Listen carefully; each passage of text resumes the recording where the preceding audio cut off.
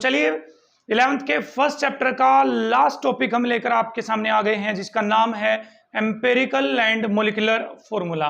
तो पहले हम सीख लेते हैं कि एम्पिरिकल फॉर्मूला क्या होता है, मॉलिक्यूलर फॉर्मूला क्या होता है, फिर किस तरह से हम एम्पिरिकल और फॉर्मूला और मॉलिक्यूलर फॉर्मूला डिटरमाइन कर सकते हैं गिवन डेटा से। उसके लिए हम कुछ न्यूमेरिकल्स डिस्कस करेंगे आज। तो चलिए समझते हैं मॉलिक्यूलर फॉर्मूला।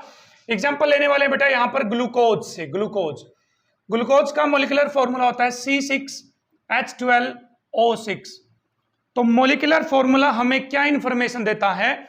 किसी भी सब्सटेंस का मॉलिक्यूलर फॉर्मूला हमें उस कंपाउंड के अंदर कौन से एटम कितने प्रेजेंट है एक्चुअल में।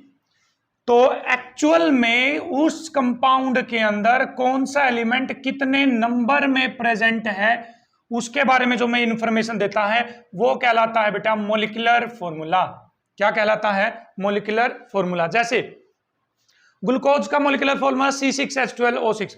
इसे क्या इंफॉर्मेशन मिल रही है कि कार्बन कितने हैं 6, हाइड्रोजन कितनी है 12, ऑक्सीजन कितनी है 6।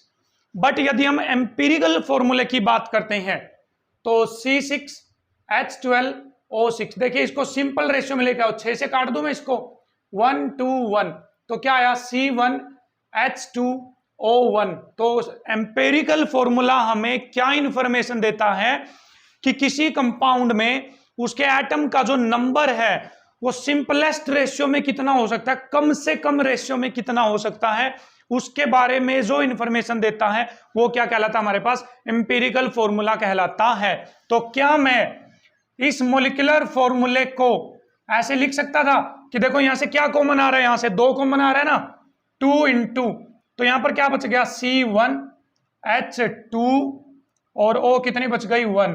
तो इट मींस ग्लूकोज का जो ये है बेटा ये है एम्पिरिकल फॉर्मूला और ये है मॉलिक्यूलर फॉर्मूला। क्या है? Molecular formula. तो आई होप आपको क्लियर है एम्पिरिकल फॉर्मूले और मॉलिक्यूलर फॉर्मूले में क्या डिफरेंस है। मॉलिक्यूलर फॉर्मूला एक्चुअल में नंबर कितना है वो बताएगा, but empirical formula small number, मतलब कम से कम कितना नंबर हो सकता है या कम से कम कितनी सिंपल रेशियो हो सकती है वो बताने वाला।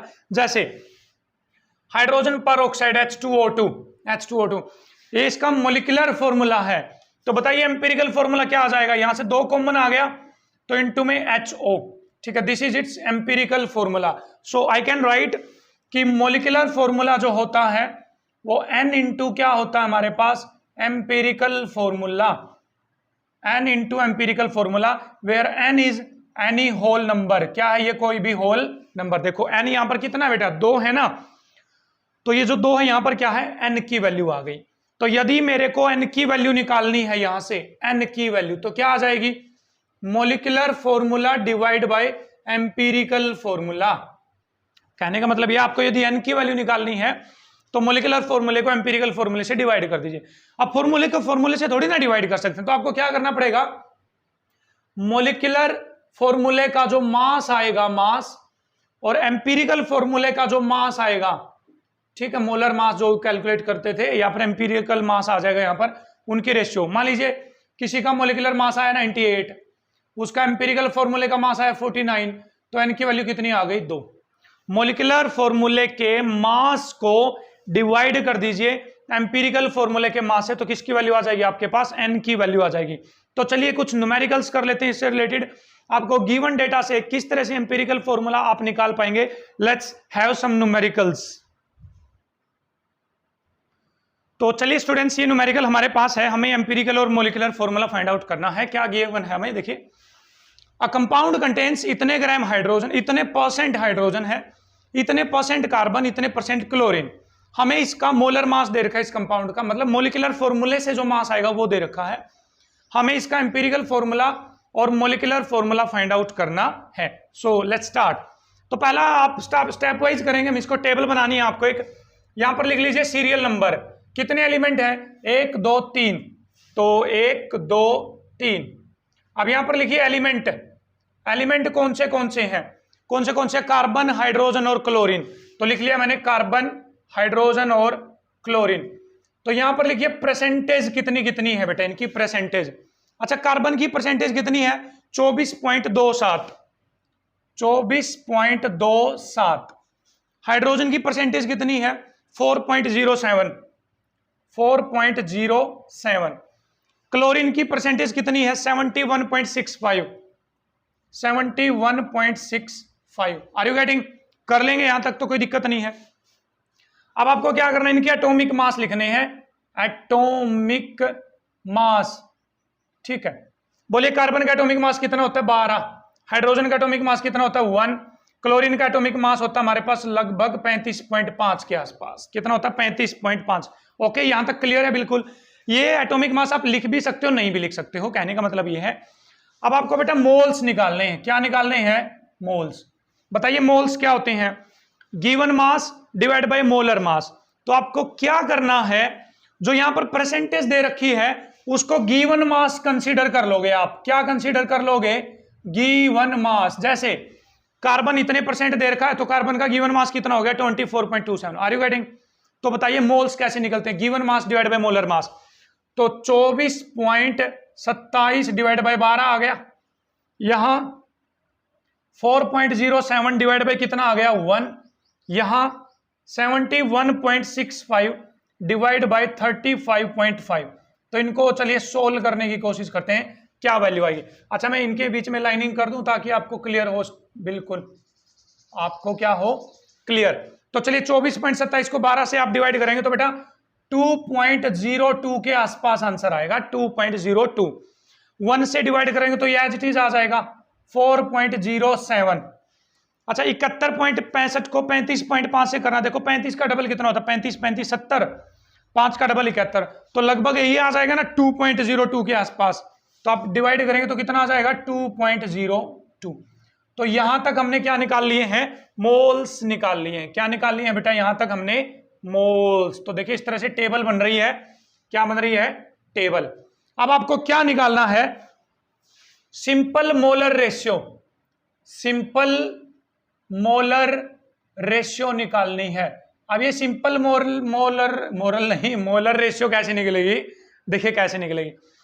3 मोल आ गए, 3, 2.02, 4.07, 2.02। इनमें से सबसे छोटा कौन है? ये ना, सबसे छोटा।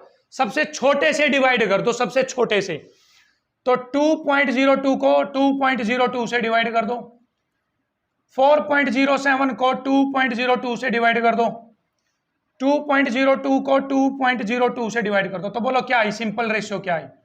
ये कट के 1 आ गया, ये कट के कितना आएगा?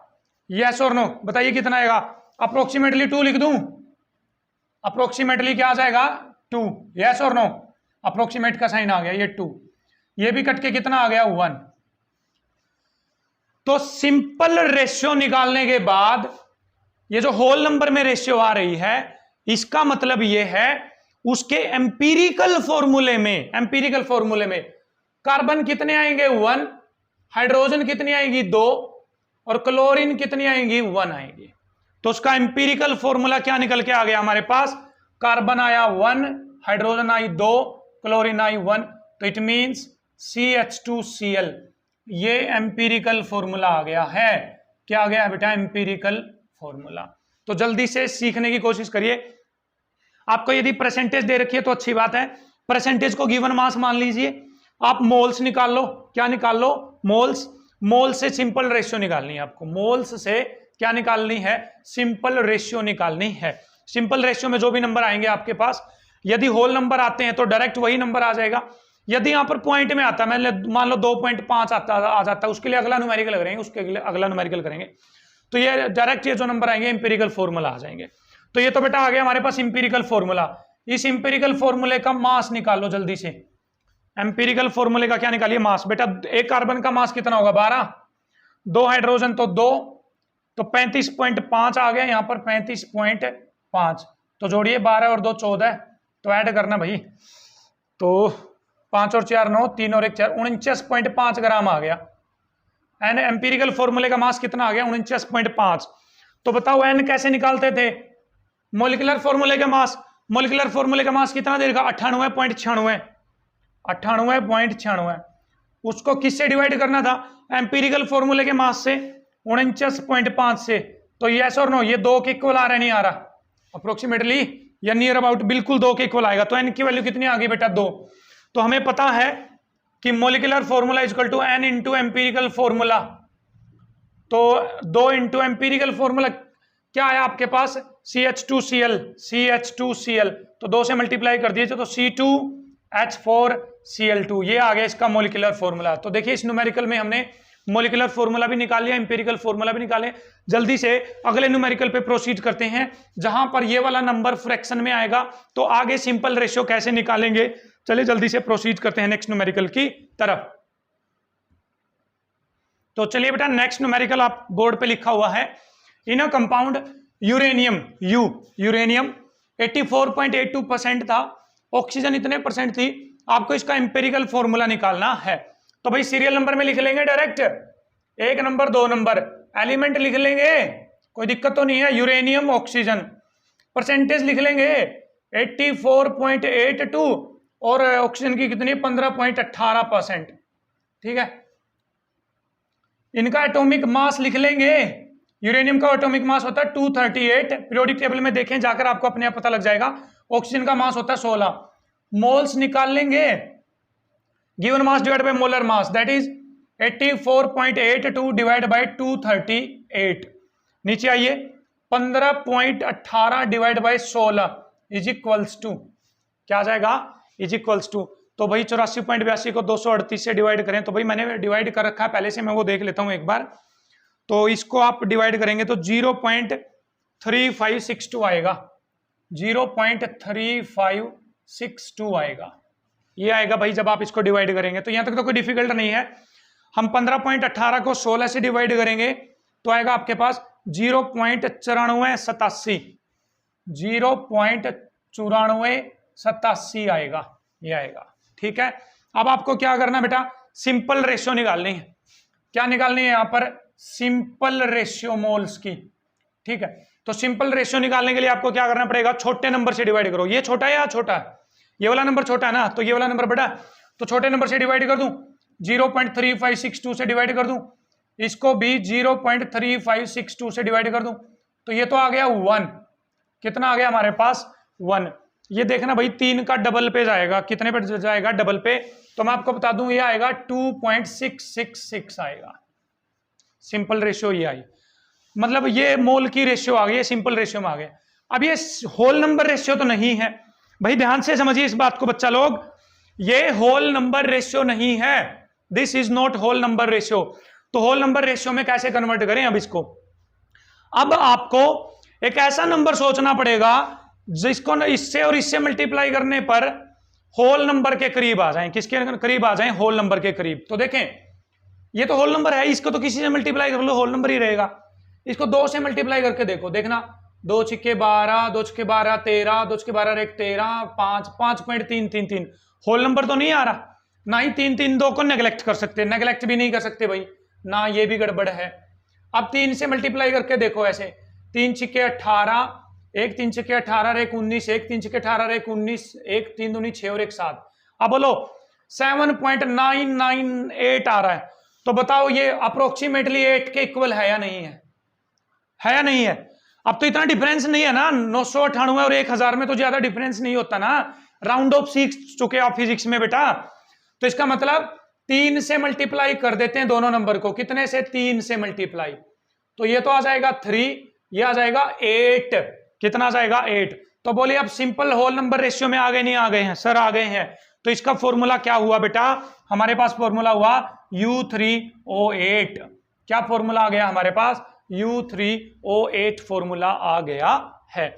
अब क्योंकि इसमें मोलिकुलर मास नहीं दे रखा आपको, तो मोलिकुलर फॉर्मूला आप नहीं निकाल सकते, क्योंकि n की वैल्यू आप नहीं निकाल पाओगे यहां से। तो हाल फिलहाल आपको क्लियर है, एलिमेंट लिख के, परसेंटेज लिख के, एटॉमिक मास लिख के, मोल्स निकाल के, सिंपल होल नंबर रेशियो निकालकर फिर कितने से मल्टीप्लाई करना है वो आप देखकर आसानी से निकाल सकते हो। चलिए बढ़ते हैं एक और न्यूमेरिकल की तरफ। तो चलिए बेटा नेक्स्ट न्यूमेरिकल की तरफ प्रोसीड करते हैं। An organic substance contain carbon इतने परसेंट है, हाइड्रोजन इतने परसेंट है, ऑक्सीजन इतने परसेंट है, find its molecular formula and empirical formula if it's vapour density is 59। तो बेटा पीछे की वीडियो में हमने पढ़ा था कि जो वेपर डेंसिटी से यदि हम मोलिकुलर फॉर्मूला निकालना चाहते हैं, मोलिकुलर मास, तो मोलिकुलर मास होता है 2 इंटू वेपर डेंसिटी। ये फॉर्मूला आप अभी भी याद कर लीजिए, पीछे नहीं सीखा है तो आपने। Molecular mass is equal to 2 into vapour density. तो 2 इंटू वेपर डेंसिटी कितनी 59। तो बेटा यहां से मोलर मास कितना आ गया है 118 ग्राम। कितना आ गया है 118 ग्राम आ गया मोलर मास। तो चलिए सीरियल नंबर एलिमेंट वगैरह लिख लेते हैं direct. Carbon, hydrogen, oxygen. Carbon कितने परसेंट है 40.687%। हाइड्रोजन है 5.085%। ऑक्सीजन है 54.228%। तो मैं डायरेक्ट मोल्स निकाल रहा हूं अब की बार। क्या निकाल रहा हूं मोल्स। ओके 40.687 कार्बन का मोलर मास होता है 12। 5.085 हाइड्रोजन का मोलर मास होता है 1। 54.228 ऑक्सीजन का मोलर मास होता है 16। कितना होता है 16। आर यू गेटिंग, समझ रहे हो इस चीज को। तो ये जाएगा बेटा 3.390 पे। ठीक है देखिए 12 तिया 36, तो कितना बच गया 4 46। ठीक है फिर से 12 तिया 36 पे चलेगा 10 108 बच गया, तो 12 नहीं में 108 हो जाएगा। यस और नो, सही है। तो इसको 1 से डिवाइड करेंगे तो ये तो एज इट इज आ जाएगा 5.085। चलिए 16 से भाग करिए भाई। 16 दूनी 32, 16 तिया 48, 16 चौका 64, तो 3.389 आ जाएगा। क्या जाएगा 3.389 आ गया यहां तक। अब क्या लिखना है सिंपल रेशियो निकालनी है आपको। क्या निकालनी है बेटा सिंपल रेशियो। तो जो सबसे छोटा नंबर उससे डिवाइड कर दीजिए। तो सबको 3.390 से डिवाइड कर देते हैं। देखिए भाई 389 और 390 में कोई फर्क नहीं है, समझ लेना आप इसको। 5.085 को डिवाइड कर देते हैं 3.390 से। 3.389 को डिवाइड करते हैं 3.390 से। तो ये अप्रोक्सीमेटली 1 आ गया। ये अप्रोक्सीमेटली 1 आ गया है। अप्रोक्सीमेटली क्या आई 1 गया है। तो ये बीच वाला क्या निकल के आएगा भाई, इसको आप डिवाइड करेंगे तो आएगा 1.5। क्या जाएगा 1.5 आ जाएगा। यहां तक हमने सोल्व कर लिया है।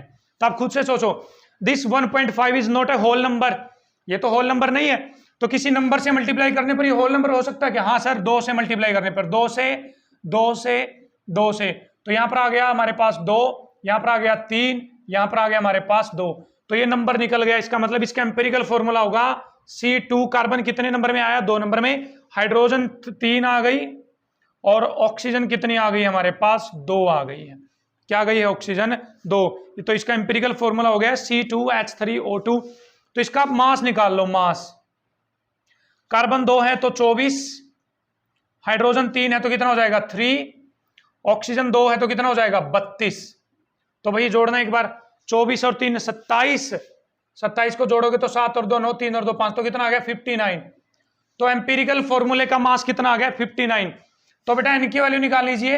वो क्या होगी मॉलिक्यूलर फॉर्मूले का मास कितना 118 डिवाइड बाय एम्पिरिकल फॉर्मूले का मास वो कितना 59। तो इक्वल टू कितना आ गया हमारे पास 2। तो इनकी वैल्यू आ गई 2। तो मॉलिक्यूलर फॉर्मूला इसका क्या हो जाएगा।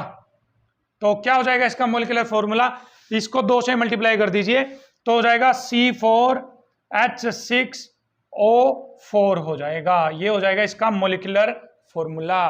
तो molecular formula represents the actual number of atoms present in any compound, whereas empirical formula denotes the minimum number or simple number of atoms present in that particular compound. And I hope अब आपको clear है how to determine molecular formula, how to determine molecular formula। तो आप कर लेंगे। फिर भी कोई भी डाउट है वीडियो को दोबारा से देखिए, शेयर करिए अपने दोस्तों के साथ और देखते रहिए जटेन क्लासेस।